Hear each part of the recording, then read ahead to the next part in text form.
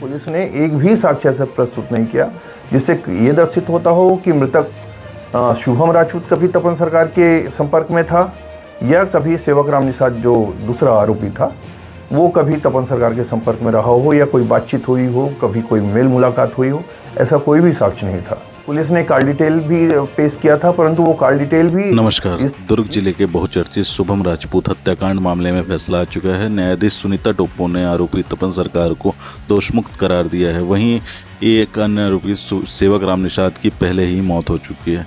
बता दें कि 8 मार्च 2023 को होली के दिन सेवक राम निषाद ने शुभम राजपूत का कटर छीनकर उसकी हत्या कर दी थी। सेवक राम निषाद ने पूछताछ में बताया था, कल कितना पिए हुए थे? बिना पिए ही निपटा दिए। एक पाव, तो पाव भाजी की तरह छोटा पाव है, तो एक पाव पी के क्यों मार दिए उसको? सर हमेशा पैसा छीनते ऐसा तो तुम तो जज बन गए। मतलब कल मैं यानी दुकान गया, हाँ, तो उतने ही समय वो वहाँ खड़ा था। तो खड़ा था तुमने तो उसको? वही पैसा मांग रहा था सर। कितना मांग रहा था? यानी जो भी है कितना पीने खा 150 नहीं देते, तुम थाने चले जाते। उसी को कटर सिखा दिया था ना मेरे को। कटर? तो तुमने क्या किया? दो तीन जगह मारा। फिर तुमने क्या किया? मैं भाग रहा था घर, उसी कटर गिर गया कटर। तुम कटर उठाए और ऐसी की तैसी तुमने उसी का कटर उसी पे पेल दिया। सर वो पीछे में पकड़ा था ना। हाँ। सर तुम्हें पता नहीं है दुर्ग पुलिस को फोन करना है ऐसे लोगों के बारे में, कटर फुटर के बारे में? तुम्हें जानकारी नहीं मिली थी क्या? नहीं मालूम था तो जेल में सब मालूम चल जाएगा। तुम्हारे पास कौन सी दफा में धारा लगी है पता है तुम्हें? अभी होश उतरा है नहीं उतरा है? अभी नहीं मालूम। मर्डर में कितने साल जेल रहते हैं? मालूम सर, पहली बार है। पहली बार हुआ है। इसके बाद सेवक राम निषाद को न्यायिक अभिरक्षा में दुर्ग जेल भेज दिया गया था। दुर्ग जेल में 10 माह रहने के बाद उसकी बीमारी से जेल के अंदर ही मौत हो गई थी। मामले में वरिष्ठ अधिवक्ता राजकुमार तिवारी ने बताया, दिनांक 8/3/2023 को होली के दिन शुभम राजपूत नामक व्यक्ति की हत्या सेवक राम निषाद द्वारा की गई थी। उसमें पुलिस ने FIR दर्ज की थी, थाना खुर्शीबाग पुलिस ने।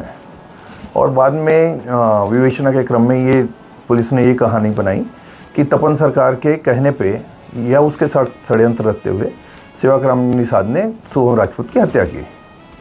प्रोसिक्यूशन का ये कहना था कि जो मृतक था शुभम राजपूत पहले तपन के लिए काम करता था और बाद में वो जो सेवक राम निषाद तपन से मिला और उसने कहा कि मैं आपके लिए काम करना चाहता हूँ।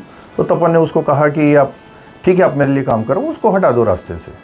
उसके कहने पे यह हत्या हुई, ऐसा पुलिस का कथानक था और उसके परिपालन में हत्या हुई, इसलिए 120B के तहत तपन को भी आरोपी बनाया गया। परंतु इस पूरे प्रकरण में जब सुनवाई हुई तो उस समय तपन को अरेस्ट नहीं किया गया था। पहले चार्जशीट फाइल हुई सेवक राम निषाद के विरुद्ध, फिर बाद में विवेचना के क्रम जब एक कंप्लीट हो गया, बाद में तपन सरकार को भी अरेस्ट किया गया 15 जनवरी 2024 को। और उसके बाद से तपन के खिलाफ भी ट्रायल चालू हुआ और जब तपन को गिरफ्तार किया गया तो उस समय सेवक राम निषाद जो पहले से अभिरक्षा में था उसकी मृत्यु हो गई थी केंद्रीय जेल दुर्ग में किसी बीमारी की वजह से। तपन सरकार के ऊपर ट्रायल चला, काफ़ी सारे साक्षियों का वो हुआ, क्योंकि 2 चालान थे और उसके बाद आज दिनांक को माननीय न्यायालय द्वारा दोष मुक्ति का निर्णय पारित किया गया। क्या किस आधार पर दोष मुक्त किया गया? धारा 120B आपराधिक षड्यंत्र का आरोप था तपन सरकार के ऊपर।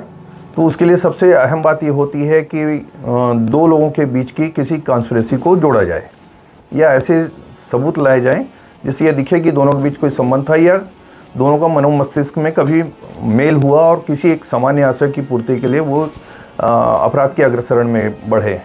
न्यायालय ने ये अवधारणा दी है कि पुलिस ने एक भी साक्ष्य ऐसा प्रस्तुत नहीं किया जिससे ये दर्शित होता हो कि मृतक शुभम राजपूत कभी तपन सरकार के संपर्क में था या कभी सेवक राम निषाद जो दूसरा आरोपी था वो कभी तपन सरकार के संपर्क में रहा हो या कोई बातचीत हुई हो, कभी कोई मेल मुलाकात हुई हो, ऐसा कोई भी साक्ष्य नहीं था। पुलिस ने कॉल डिटेल भी पेश किया था, परंतु वो कॉल डिटेल भी इस चीज़ को इंगित नहीं करते थे कि तपन सरकार के बीच और शुभम राजपूत के बीच या सेवक राम निषाद के बीच कभी कोई वार्तालाप हुआ हो या कभी कोई कॉल डिटेलिंग हो या कोई चर्चा हुई हो। इन सब चीज़ों को देखते हुए कोर्ट ने ये पाया कि आपराधिक षड्यंत्र के जो आवश्यक तत्व हैं वो प्रथम दृष्टया भी नहीं हैं और इस आधार पर तपन सरकार को दोषमुक्त घोषित किया गया। जी। इसके बाद तपन सरकार की रिहाई के आदेश जारी कर दिए गए हैं। Bureau report, Bhaskar times, Chhattisgarh.